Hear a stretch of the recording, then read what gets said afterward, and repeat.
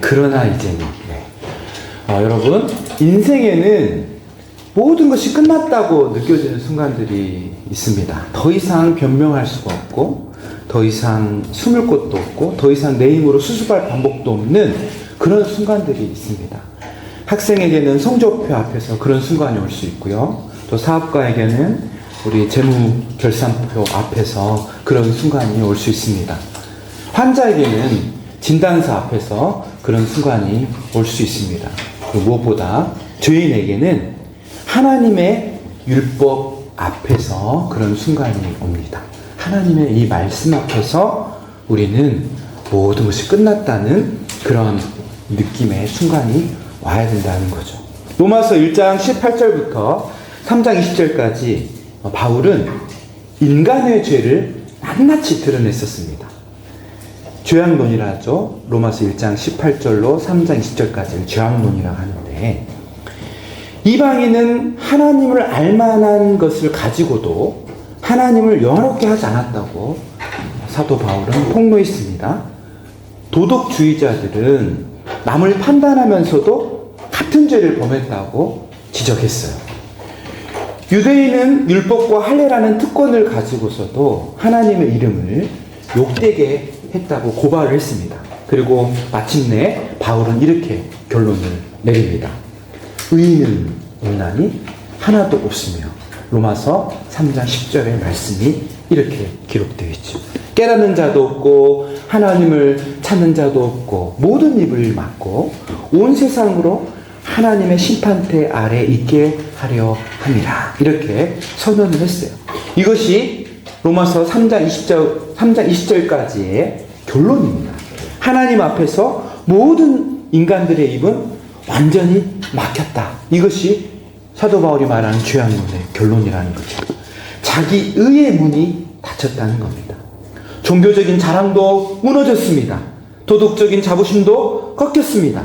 하나님 앞에서 인간은 더 이상 할 말이 없습니다. 입을 막을 수밖에 없다는 거예요. 그런데 바로 그 진단의 자리, 자기 직시의 자리, 절망의 자리에서 오늘 본문이 시작됩니다. 우리 로마서 3장 22절을 큰 목소리로 함께 읽어보겠습니다. 시작. 이제는 율법 외에 하나님의 한 의가 나타났으니 율법과 선지자들에게 증거를 받은 것이라. 아멘. 우리말 성경에서는 21절 말씀을 다르게 번역해요. 그러나가 번역되지 않고 곧바로 이제는이라고 이 구절이 시작을 하죠. 그런데 헬라 원문에는 그러나라는 단어가 들어가 있습니다. 그래서 원문대로라면 그러나 이제는 이렇게 번역을 해야 되는 구절이죠. 그러나 이제는, 이 두 단어는 로마서의 분위기를 완전히 바꿔버립니다. 어둠 속에서 빛이 들어오는 순간이죠. 사형 선고문 한가운데서 의외의 왕명, 하나님의 이 명령이 선포되는 순간이라고 할 수가 있어요. 죄인이 자기 변호를 포기한 자리에서 하나님이 친히 구원의 길을 여시는 순간이라고 할 수 있습니다. 이 로마서의 죄악론에서는 인간에게는 구원의 그 어떠한 소망이 단 하나도 없음을 아주 명징하게 보여줬습니다. 절대 절망이 인간의 운명인 것을 명명백백하게 드러내준 것이죠. 그런데 바로 이 절대 절망의 순간 대반전의 역사가 일어납니다. 하나님께서는 구원의 새로운 길을 여시는 것. 그러나 이제는 이렇게 새로운 길을 열어 젖히신 것입니다. 비유컨대 마치 수영을 못해서 빠져 죽어 들어가는 사람들에게 내밀어진 그 구원의 손길과 같이 하나님의 구원이 와 있다는 거예요. PPT 한번 넘겨주세요. 되게 유명한 조형물이죠. 혹시 아세요? 보지는 못했는데, 직접 가서 보지는 못했는데 제가 매스컴에서 여러 번 봤는데, 우리 성도님들이 좀 문화적인 생활을 좀 해야 될 것 같은데, 포항의 호미곶에 있는 손이라는 조형물이에요. 이게 두 개가 있는데 바다에도 있고 육지에도 있어요. 저는 이 조형물을 볼 때마다 참 많은 생각을 했습니다. 이게 제목이 상생의 손이래요. 상생의 손. 이게 원래 새천년을 밝아오면서 만들어진 조형물인데, 이게 어떻게 되냐면 새천년의 희망과 화합을 상징하는, 그러니까 새로운 이렇게 새천년을 잡는다 이런 뜻으로 이렇게 만들어진 거래요. 그렇게 보이나요? 예, 그렇게 안 보이죠. 저도 그렇게 안 보이더라고요. 어떻게 보이냐면 바다에 빠져들어가는 이 사람처럼 보여요. 저만 그런가요? 제가 문화생활이 좀 떨어지나? 문화력이 떨어지나? 이게 실제로 뭐 떠오르는 태양을 맞아 함께 살아가는 공종의 손을 의미한다고 하는데, 저는 볼 때마다 수영을 못해가지고 빠져들어가는 이런 사람처럼 보입니다. 죽음의 바다에 빠져 허우적대는 그 인간의 실존 같아 보이는 그런 조형물로 느껴져요. 이 손이 좀 그렇게 느껴진다는 거예요. 그래서 바다에 빠져 허우적대며 깊은 죽음 속으로 들어가는 인간에게 필요한 게 뭘까? 그게 뭘까요, 여러분? 수영 못하는 사람한테 뭐가 필요해요? 네, 구명조끼 혹은 하늘에서 내려오는 구원의 손길이 있지 않겠습니까? 바로 절대 무능, 절대 절망을 찾아 내려오신 그 예수님의 구원의 손길을 전 이 작품을 볼 때마다 떠올려요. 혼자 생각을 하는 거예요. 다음 PPT 한번 보여주세요. 이렇게. 요즘에는 이렇게 AI가 잘 만들어줘요. 제가 만든 거예요. AI가 만든 거예요. 이렇게 손을 잡아주는 거죠. 이 작품을 볼 때마다 저는 꼭 예수님이 떠올랐어요. 하늘에서 손이 내려와서 구원의 길을 열어주지 않으면 깊은 죄의 심연의 바다에 빠져들어가는 이 인간의 이 실존을 구원할 방법이 없다는 것. 저는 이 작품을 볼 때마다 그것을 느낍니다. 여러분, 하나님의 복음은 인간이 아직 가능성이 있을 때 주어지는 그런 보완책이 아니에요. 뭔가 조금 부족하고 힘이 좀 딸릴 때, 그때 도와주는 그런 도우미 정도의 손길이 아니라는 거예요. 하나님의 손길, 이 복음은 인간이 완전히 막다른 골목에 이르렀을 때 하나님이 여시는 새로운 길입니다. 복음은 우리의 성취 위에서 얹어진 그런 장식 정도가 아니에요. 오히려 복음은 우리의 완전한 실패 위에 임한 하나님의 구원의 손길이라는 거예요. 스스로는 빠져나올 수 없는 이 죽음의 절망의 구렁텅이에서 하나님이 손을 내밀어 주는 것, 이게 바로 구원이라는 겁니다. 오늘 본문은 로마서 전체에서도 복음의 핵심 단어들이 다 들어있는 가장 밀도 높은 구절이라고 할 수가 있어요. 하나님의 의, 믿음, 죄, 영광, 은혜, 속량, 칭의, 피, 화목제물, 하나님의 공의, 이런 단어가 한달나게 다 압축되어 나타나고 있습니다. 이 본문은 왜 인간이 반드시 그리스도를 필요로 하는지, 하나님이 어떻게 죄인을 의롭게 하시는지, 십자가에서 하나님의 사랑과 공의가 어떻게 함께 드러났는지, 이 복음의 모든 핵심들을 다 드러낸 본문입니다. 그래서 오늘 말씀의 핵심을 이렇게 정리할 수 있을 것 같아요.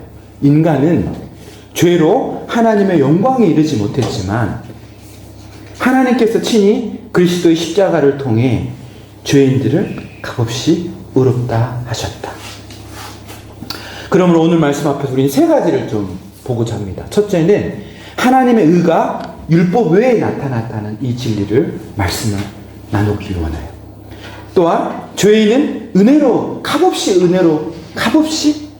의로워졌다는 이 사실을 나누길 원합니다. 마지막으로 십자가에서 하나님은 의로우시며 죄인을 의롭다 하시는 그런 분으로 나타나셨다는 이 사실에, 이 진리에 대하여서 선언하고자 합니다. 가장 먼저 하나님의 의가 율법 외에 나타났다는 이 진리를 생각을 해봅시다. 우리 21절 한번 크게 한번 읽어보겠습니다. 시작. 이제는 율법 외에 하나님의 한 의가 나타났으니 율법과 선지자들에게 증거를 받은 것이라. 바울은 그러나 이제는이라고 말하죠. 그러나 이제는. 이는 하나님의 하나님의 구원 역사의 대준환을 선포하는 말입니다. 죄악론을 통해 죄와 율법과 심판 아래 인간의 무능함이 까발려졌어요. 그런데 이제 하나님이 새로운 구원의 시대를 여시는 겁니다. 이 새 시대의 핵심은 하나님의 의입니다. 하나님의 의. 그런데 우리는 여기서 조심해야 합니다. 하나님의 의라는 말은 단순히 하나님이 윤리적으로 의롭다는 뜻이 아니에요. 그런 뜻만이 아니에요. 물론 하나님은 의로우십니다. 하나님은 거짓이 없으시고 불의가 없으시고 죄를 죄 아니라고 말씀하신 분이 아니에요. 그런데 바울이 여기에서 말하는 하나님의 의는 죄인을 구원하기 위해서 하나님이 친히 나타내신 의를 가리켜요. 하나님이 자기 백성을 구원하시고 죄인을 의롭다 하시며 그 구원의 약속을 성취하시는 하나님의 구원 행위를 하나님의 의라고 그래요. 하나님의 의로우심을 말하는 게 아니라 하나님이 인간을 구원하는 행위, 이것을 의라고 말한다는 거예요. 이 하나님의 의는 인간이 만들어내서 하나님께 바쳐서 하나님께 드리는 의가 아니라 하나님이 친히 그리스도 안에서 나타내시고 하나님이 찾아와서 하나님이 인간에게 주는 의를 말해요. 바울은 이 의가 율법에 나타났다고 말합니다. 이 율법의라는 말은 매우 중요합니다. 이것은 하나님의 의가 율법과 무관한 무질서한 방식으로 나타난 뜻이 아니기 때문에 그래요. 율법을 하나님께서 무시했다는 뜻이 아니에요. 이것은 율법의 행위로 얻은 의가 아니라는 뜻이에요. 율법 외란 말은 하나님 율법을 무시하고 율법을 간과하고라는 뜻이 아니라 율법이 하나님 말씀대로 어떻게 했다는 거예요? 말씀으로써 우리를 의롭게 만든다. 하나님의 행위, 그 의로써 우리를 의롭게 만든다는 것이지 우리가 이 말씀을 순종함으로 만들어내는 의가 아니라는 거예요. 그러니까 율법 외에 이 말은 우리의 율법을 지키는 행위로서의 만들어진 의가 아니라 이 의 말고 하나님이 주는 의로 만들어진 그 구원을 지칭한다는 겁니다. 사람은 율법인 하나님의 말씀을 지켜서 순종해 내서 하나님 앞에 설 수 있는 존재들이 아니에요. 왜냐하면 율법이 나쁘기 때문이 아니죠. 오히려 율법은 거룩하고 선한 하나님의 말씀입니다. 문제는 율법이 아니라 우리라고 했습니다. 우리가 하나님의 이 말씀인 율법, 그 진리와 순리를 온전히 순종해서 지켜낼 수 있는 능력이 없다는 게 문제인 거예요. 하나님의 말씀, 율법이 문제가 아니라 우리가 문제가 있다는 거예요. 율법은 죄를 치료하는 약이 아니라 죄를 드러내는 거울입니다. 거울은 얼굴에 얼룩을 보여줄 수 있지만 얼굴을 씻겨내주지는 못해요. 또 율법은 진단서와 같다고도 할 수 있어요. 진단서는 병명을 알려줄 수는 있지만 병을 고쳐주지는 못하지 않습니까? 또 법정의 판결물도 그래요. 판결물은 죄를 드러내고 선언할 수 있지만 죄를 탕감해주지는 못해요. 이 진단서, 이 거울, 이 법정 판결문이 뭐예요? 하나님의 말씀인 율법이라는 거예요. 율법은 우리의 죄를 드러내고 밝혀줍니다. 그래서 율법은 우리의 입을 막습니다. 율법은 우리의 죄를 드러내기 때문이죠. 율법은 우리가 하나님 앞에 설실 수 없는 죄인임을 드러냅니다. 우리가 말씀을 보고 배울수록 정말 깨닫게 되는 게 뭐예요? 이 말씀대로 살 수 있는 능력이 내 안에 있다 없다? 없다는 걸 보게 돼요. 그런데 복음은 이 하나님의 의는 하나님께서 우리를 자기 앞에 설 수 있도록 하는 길을 열어준다는 거예요. 복음은 죄인을 그리스도께로 인도한다는 거예요. 죄를 치료하고 깨끗하게 만들어주는 치료제가 되는 거예요. 뭐가? 이 복음이. 다른 말 하나님의 의가. 그러므로 율법 외에 이 말은 인간의 모든 자랑을 무너뜨린 말입니다. 내가 이만큼 살았기 때문에, 내가 이만큼 봉사했기 때문에, 내가 이만큼 헌신했기 때문에, 내가 이만큼 종교적이기 때문에, 도덕적이기 때문에 하나님이 나를 받아준다는 생각들을 다 깨부셔버려요. 하나님 앞에서 구원의 근거는 나의 행위가 될 수 없다는 것을 보여줘요. 나의 열심이 될 수 없다는 걸 보여줘요. 나의 신앙 경력도 아니라는 걸 보여줍니다. 나의 도덕적인 평판도 아니라는 것을 보여줘요. 오직 구원의 근거는 그리스도 안에 나타나신 그 하나님의 열심인 하나님의 행위, 하나님의 의뿐이라는 것을 드러내줍니다. 그런데 바울은 곧바로 균형을 잡아요. 이제는 율법 외에 하나님의 한 의가 나타났으니 율법과 선지자들에게 증거를 받은 것이라 이렇게 했죠. 하나님의 의는 율법 외에 나타났지만 구약 성경과 상관없는 갑툭튀 새로운 발명품이 아니라는 거예요. 하나님은 갑자기 개혁을 바꾸신 게 아니라는 거예요. 구약 전체가 이 의를 증거하고 있다는 걸 보여줍니다. 제사제도는 죄가 피 흘림 없이는 해결할 수 없음을 보여줬죠. 출애굽 사건은 속량이라는 개념을 보여줬습니다. 아브라함은 행위가 아니라 믿음으로 옳다 하심을 보여주는 그 길을 보여줬습니다. 이사야 53장에 고난받는 종은 많은 사람의 죄악을 담당하시는 그 메시아가 있음을 보여줬습니다. 구약성경 전체가 그리스도 안에서 이루어질 하나님의 사역을 예상을 했고요. 미리 예언을 했고 그리고 증거를 해왔어요. 그러므로 복음은 구약성경을 폐기하는 것이 아니라 성취하는 것이라는 거예요. 갑자기 튀어나온 새로운 의가 아니라는 거예요. 복음은 하나님이 임기응변으로서 이거 안 되겠는데? 구원해줘야 되겠는데? 새로운 길이 없나? 새로운 방법이 없나? 이렇게 계획을 급수정한 게 아니라 복음은 처음부터 이 진리를 말해왔다는 거예요. 죄가 너무 커져서 하나님이 급히 마련한 비상대책이 아니라 창세전부터 하나님이 그리스도 안에서 준비해 오신 구원이라는 거예요. 자, 우리 22절 한번 읽어보겠습니다. 시작. 곧 예수 그리스도를 믿음으로 말미암아 모든 믿는 자에게 미치는 하나님의 의인이 차별이 없느니라. 여러분, 이 하나님의 이 구원, 이 하나님의 이 복음, 하나님의 의는 누구에게 미친다고 되어 있어요? 모든 믿는 자에게 미친다고 했어요. 여기에는 차별이 없습니다. 유대인이나 이방인이나 차별이 없습니다. 종교적인 배경이 차별성이 없어요. 이것으로 되지 않아요. 도덕적 우월감에 차별감이 없습니다. 실패의 크기에 따른 차별도 없습니다. 민족이나 혈통, 학벌이나 사회적 지위와 성공의 여부에 따라 차등 적용되지 않습니다. 복음 앞에서 모든 사람은 같은 자리에서 출발하게 돼요. 모두가 죄인이라는 거예요. 모두가 죄인이라는 거예요. 돈 많은 죄인, 도덕적인 죄인, 착한 죄인, 많이 배운 죄인, 성공한 죄인일 뿐이라는 거예요. 우리는 이 죄인이라는 이 출발점에 출발한다는 거예요. 그리고 모두가 믿음으로만 의롭다 하심을 받게 된다는 겁니다. 믿음은 구원의 공로가 아니에요. 믿음은 하나님께 내미는 그런 우리의 종교적인 삶, 그 업적, 그런 성적표가 아니라는 거예요. 믿음은 오히려 빈손으로 유비될 수 있어요. 빈손. 주님, 저에게는 의가 없습니다. 변명할 거리도 없습니다. 저에게는 말씀대로 살 능력이 없습니다. 그래서 오직 그리스도의 의가 필요합니다. 그리스도의 의만 바라봅니다 하고 내미는 거지의 손과 같은 게 믿음이에요. 사랑하는 여러분, 신앙생활을 오래 하다 보면 우리 안에 은근한 자기의가 쌓이기 시작해요. 처음에는 은혜 아니면 살 수 없다고 고백을 했어요. 그런데 시간 지나면서 내가 좀 더 많이 하는 것 같고, 내가 좀 더 헌신한 것 같고, 내가 좀 더 깨끗한 것 같고, 조금 더 바른 편에, 하나님 편에 서 있는 것 같은 착각을 해요.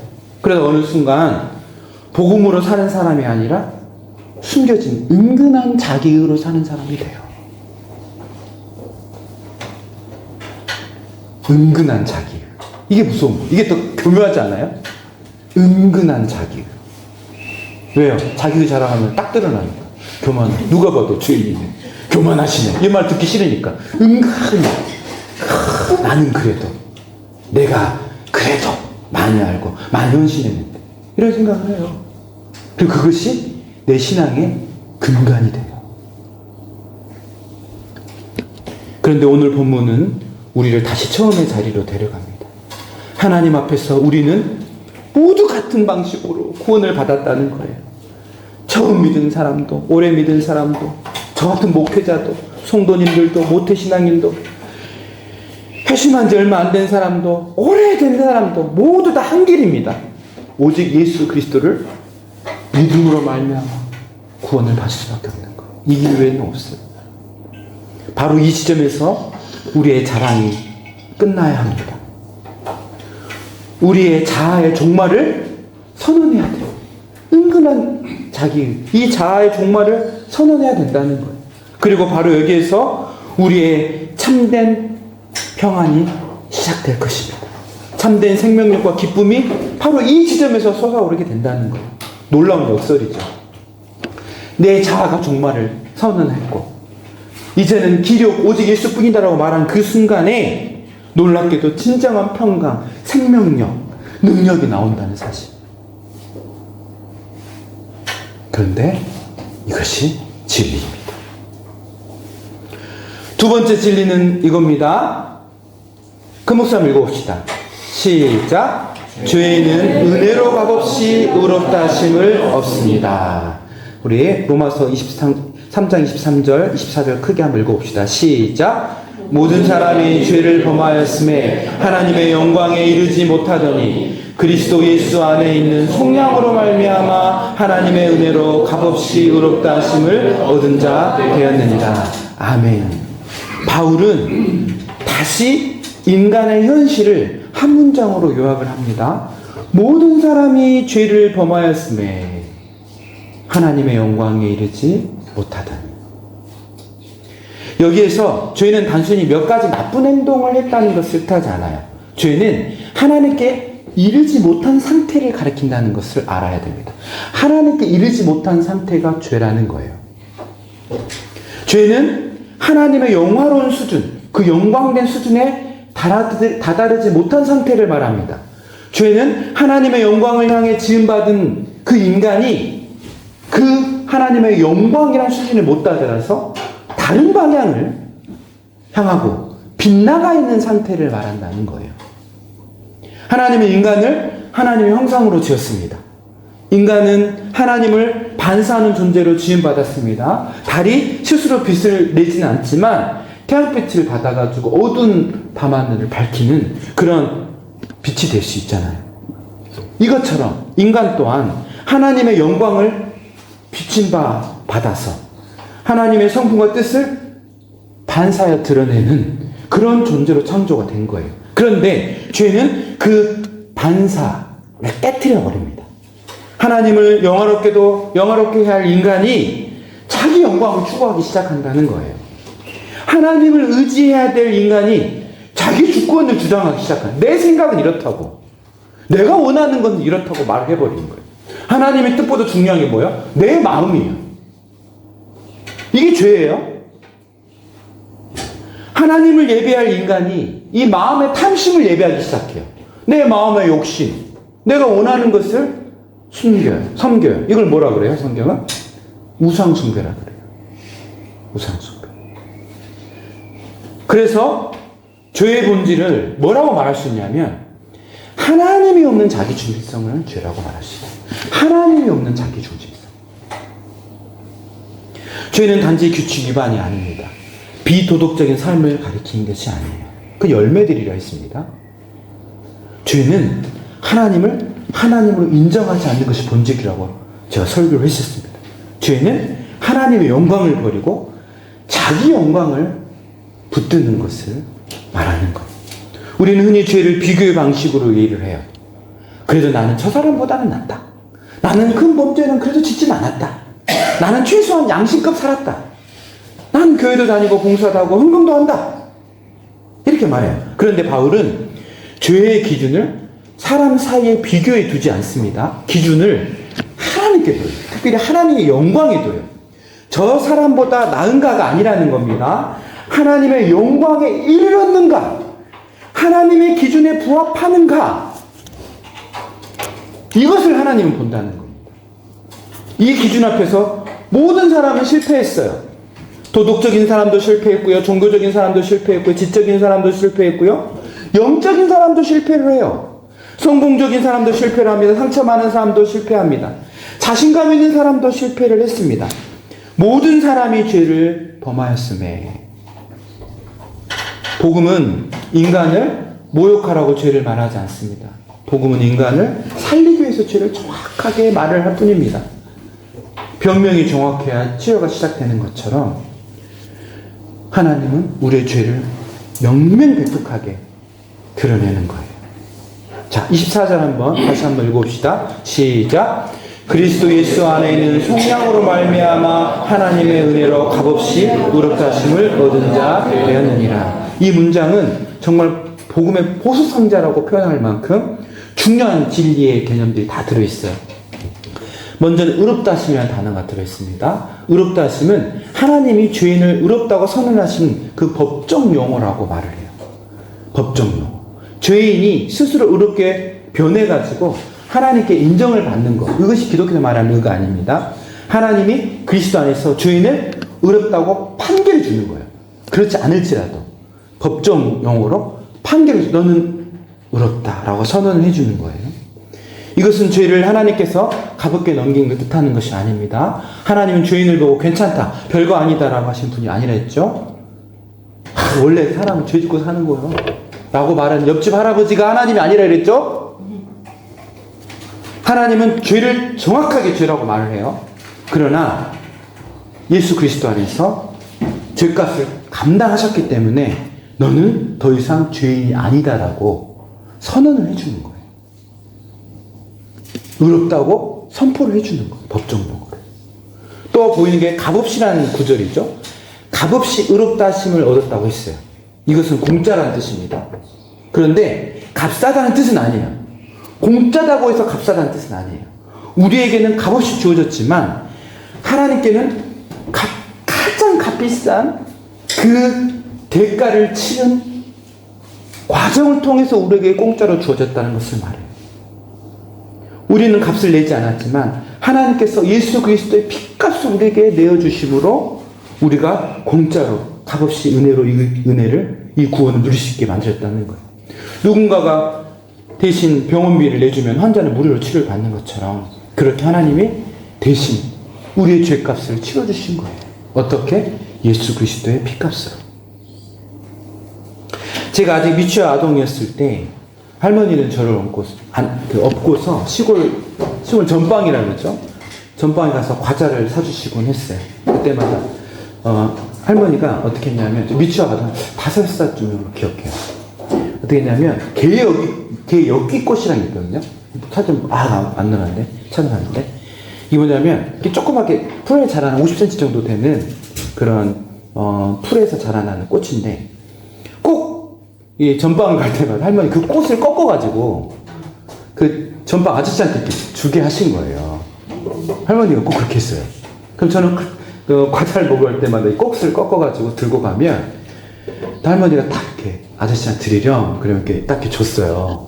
그럼 아저씨는 이렇게 귀여워하시면서 먹고 싶은 걸 고르라고 그렇게 해가지고 이제 과자를 이렇게 먹은 거예요.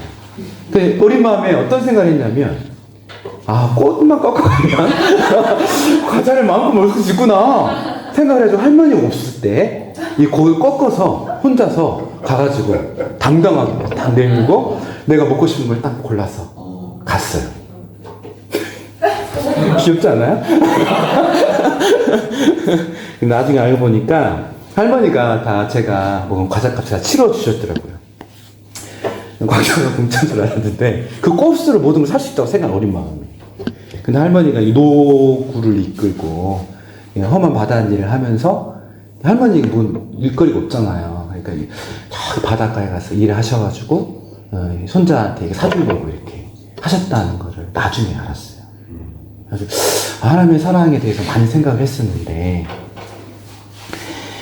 여러분 딱 이런 거예요. 우리는 그냥 공짜처럼 쉽게 받았다고 생각을 하는 거죠. 근데 알고 봤더니 뒤에는 그 값을 치르는 대상이 있었던 겁니다. 하나님의 구원이 꼭 이와 같습니다. 우리가 구원을 값없이 공짜로 받는 것 같지만 결코 구원이 공짜는 아니라는 거예요. 공짜로 받는다 해서 구원이 공짜는 아니라는 거예요. 우리가 구원을 거저 값없이 받을 수 있는 이유는 오직 예수 그리스도의 이 값비싼 희생이 있었기 때문에 가능하게 된 거예요. 제가 나중에 이 할머니 이야기를 듣고 커서 할머니의 이 사랑을 알고 나서 더 할머니를 사랑하게 됐던 것처럼 우리 공짜로 값없이 받았다고 생각했던 이 은혜들이 사실상 말도 안 되는 이 희생의 대가라는 것을 알게 될수록 하나님 아버지와 예수 그리스도의 이 구원이 감격하게 되고 더 감사하게 된다는 것이죠. 속량이란 단어도 눈여겨봐야 합니다. 노예 상태에 있는 자를 값을 지불하고 자유롭게 하는 것을 속량이라 그래요. 노예를 사는 이 과정, 이것 속량이라 그래요. 인간은 단지 죄를 조금 짓는 존재가 아닙니다. 인간은 죄 아래 메인 존재입니다. 죄책 아래 있고 죄의 권세 아래 있고 하나님의 심판 아래 있습니다. 그런데 그리스도께서 자기 생명을 대속물로 주셨어. 그 생명값을 대신 지불해 주셔서 우리를 건져내신 거예요. 인간은 하나님의 요구를 충족시킬 수 있는 전적으로 무능한 존재이라고 했어요. 시킬 수가 없어요. 하나님을 충족시킬 수가 없는 존재예요. 사람은 행위로, 율법의 행위로, 말씀을 지키는 순종으로 의롭다고 스스로 하나님 앞에 설 수 있는 자격이 없어요.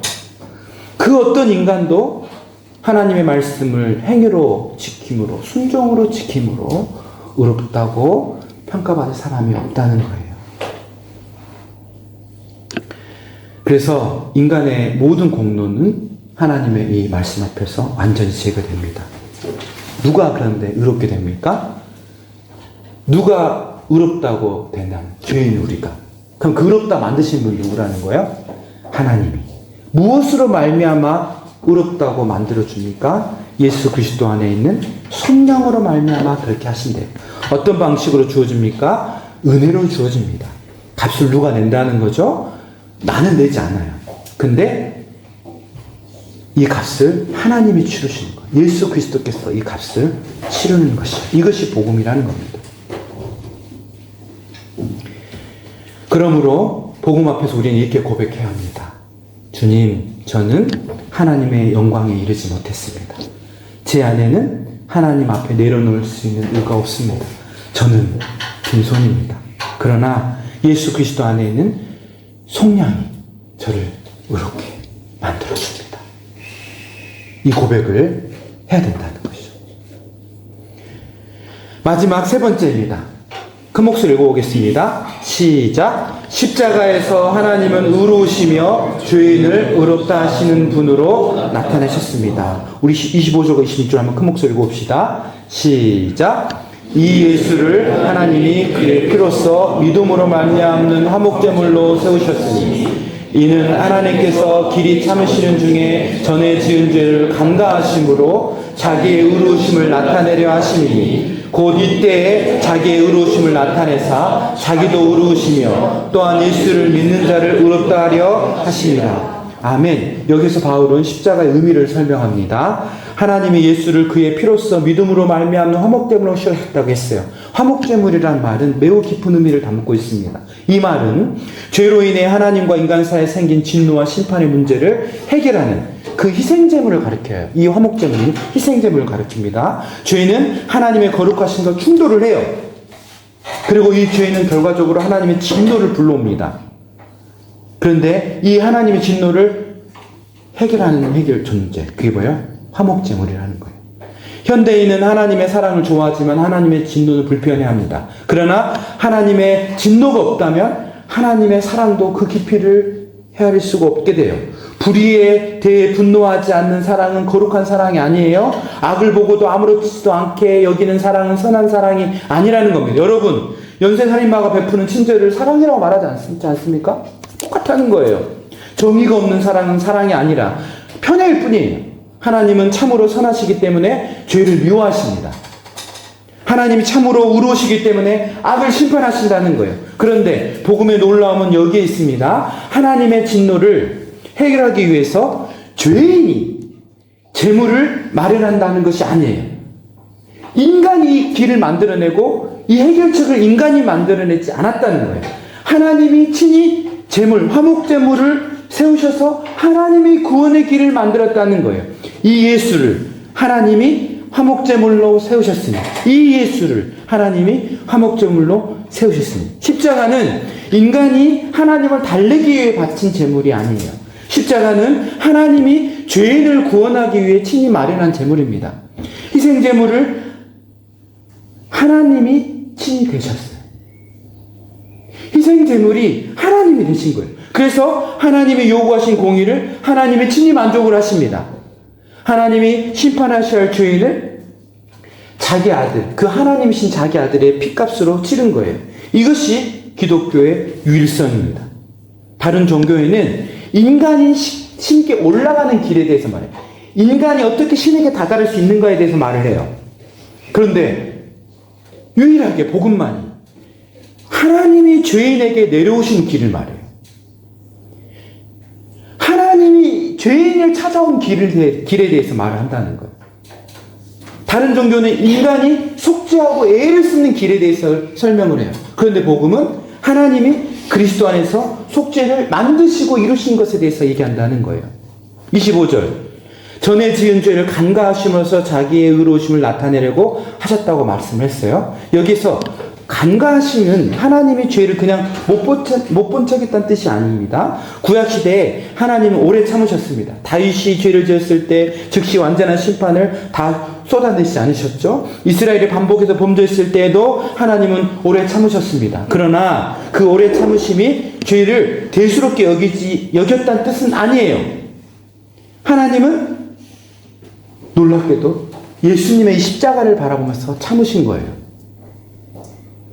마침내 그리스도의 피 안에서 그동안 참으셨던 죄의 문제를 공개적으로 해결할 그 날, 그 십자가의 날을 바라보면서 죄를 참으신 거예요.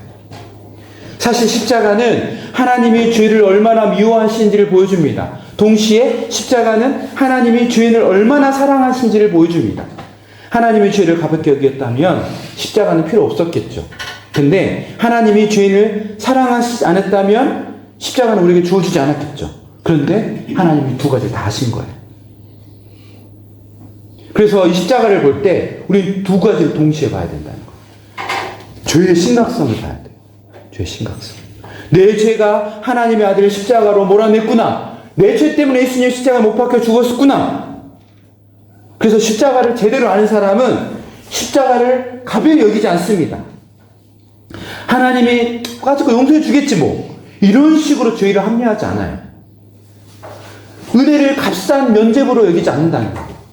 어떻게 이 죄가 용서받았는지 아니까, 이 죄가 얼마나 참혹한지를 아니까 이 죄를 심각하게 보기 때문에 함부로 용서도 말하지 않습니다. 또한 하나님의 은혜의 깊이를 동시에 봐야 합니다. 그토록 심각한 죄를 위해 하나님이 자기 아들을 주셨습니다. 그러므로 십자가를 아는 사람은 절망하지 않습니다. 나는 너무 큰 죄입니다. 이 정도로 끝나지 않아요. 나는 큰 죄이지만 나 같은 죄인도 용서받을 수 있다. 이렇게 믿는다는 겁니다. 그러므로 십자가 앞에서 우리는 두 가지 태도를 견지해야 돼요. 죄를 회개하는 것, 그리고 하나님의 사랑을 믿는 거예요. 이 두 가지 태도가 견지돼야 돼요. 사랑하는 여러분, 이제 말씀을 맺고자 합니다. 오늘 본문은 단 하나의 결론을 향해 갑니다. 복음은 대반전을 일으킵니다. 인간은 죄 아래 있었습니다. 입은 막혔고 변명은 사라졌고 율법 앞에서 의롭다함을 받은 사람은 아무도 없습니다. 모든 사람이 죄를 범하여 하나님의 영광 이르지 못했습니다. 그런데 바울은 선언하죠. 그러나 이제 이 한마디가 복음의 문을 열어 젖혔습니다. 하나님께서 인간이 만들 수 없는 의를 나타내셨고 인간이 지불할 수 없는 값을 친히 지불해 주셨습니다. 그러므로 구원은 처음부터 끝까지 하나님께만 속한 하나님의 은혜요 사랑인 것을 밝히 보여줬습니다. 오늘 말씀은 하나님의 구원이라는 집은 중요한 핵심 진리, 이 기둥이 되는 진리들이 있음을 보여줍니다. 하나는 구원의 집으로 묘사한다면 기둥이 있다는 거예요. 먼저는 이것입니다. 우리를 의롭다 하신 분은 하나님이라는 거예요. 우리가 스스로 의로워진 게 아니에요. 하나님께서 그리스도 안에서 죄인을 받아주시고 믿는 자를 의롭다고 선언하신 거예요. 구원의 주주는 내 결심, 내 결단, 심지어 내 믿음이 아니라 뭐라는 거예요? 하나님이라는 거예요. 그걸 하나님이 의라고 그랬어요. 두 번째는 그 구원의 근거가 그리스도의 피라는 거예요. 하나님은 죄를 그냥 넘어가는 것이 아니라 죄를 직시하죠. 직시하게 만듭니다. 예수 그리스도를 그의 피로써 화목제물로 세우십니다. 우리에게 내려져야 할 심판이 그리스도에게 대신 임했고 우리가 갚아야 할 죄의 값이 그리스도의 피로써 대신 지불된 거예요. 그래서 구원은 근거는 뭐라는 거예요? 예수 그리스도, 그 예수님의 십자가와 부활이라는 거. 세 번째 기둥은 그 은혜를 누리는 길은 오직 믿음뿐이라는 거예요. 믿음은 하나님께 내주시는 공로가 아닙니다. 믿음조차도 공로가 될 수 없어요. 믿음은 거지의 빈손과 같이 그리스도께 내미는 거잖아요. 주님, 저에게는 의가 없습니다. 오직 그리스도뿐입니다. 오직 당신의 의뿐입니다라고 말하는 이것이 믿음이라고 했어요. 여러분 믿음 착각하시면 안 돼요. 믿음이 좋다 오해하시면 안 돼요. 네 번째 기둥은 이겁니다. 모든 결과는 철저히 값없는 은혜라는 거예요. 우리는 값을 내지 않았지만 그리스도께서 피로 값을 내셨습니다. 그래서 은혜는 값싸지 않습니다. 은혜를 아는 사람은 교만할 수가 없고요. 죄와 가볍게 장난질도 할 수 없습니다. 합리할 수 없어요. 그리고 동시에 절망 속에 계속 머물러 있을 수도 없습니다. 마지막으로 이 구원의 최종 목적은 하나님의 영광이라는 거예요. 인간의 죄는 하나님의 영광에 이르게 못하게 만드는 것입니다. 그런데 십자가에서 하나님은 자기도 의로우시며 예수를 믿는 사람도 의롭다 하신 분으로 나타나셨습니다.